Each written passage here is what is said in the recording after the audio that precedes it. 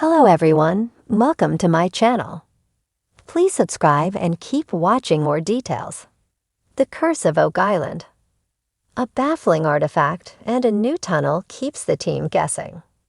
This week on The Curse of Oak Island, the team was fired up after discovering an ancient ornate artifact, and the drill team continued to locate previously unexplored tunnels in the area of the garden shaft.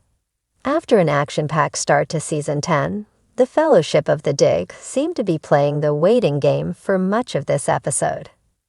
They are waiting for the Dumas Mining Company to excavate the garden shaft, and they're waiting for the Muon technology sensors to return data so they can begin mapping under the surface of the island. In the meantime, the drill team is keeping themselves busy by attempting to track the course of a tunnel approximately 40 feet away from the garden shaft. But on last night's episode, they complicated matters by uncovering a second tunnel at a shallower elevation. Unfortunately, their progress has now been hampered by the moon detectors that are placed in the ground not far from the garden shaft. These sensors will not be finished collecting data for another few months, and the team can't risk damaging them by digging nearby. Rick and the guys came up with a compromise and picked a spot to dig that they felt was far away enough from the detectors and could still hit a tunnel. However, to the viewer, it looked a bit like a hopeful shot in the dark. Meanwhile, Gary Drayton and Jack Begley found an interesting artifact in Lot 8.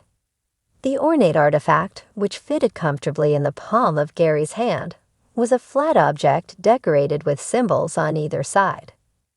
The archaeology team, led by Laird Niven, were baffled by the artifact, each stating that they had seen nothing like it before. The object went into the XRFM machine, X-ray fluorescence, which concluded it was a copper alloy.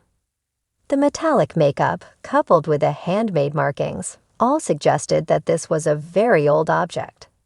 The CT scanner took over and cut through all the erosion to give the guys a clearer look, but the object remained a mystery. The team drafted in Dr. Edwin Barnhart, an archaeologist and specialist in the Mayan civilization, to take a look. He, too, seemed a little baffled by the strange object and suggested he be allowed to study it in more detail. Barnhart did speculate that it could be a religious icon and was likely used in a ceremonial function. He also guessed from its metal composition that it probably did not come from the Americas, but was most likely European. The guys previously uncovered what they thought was a gemstone from a brooch on Lot 8. However, they were recently informed that it could have been from a Masonic ceremonial breastplate. Perhaps these two items are linked.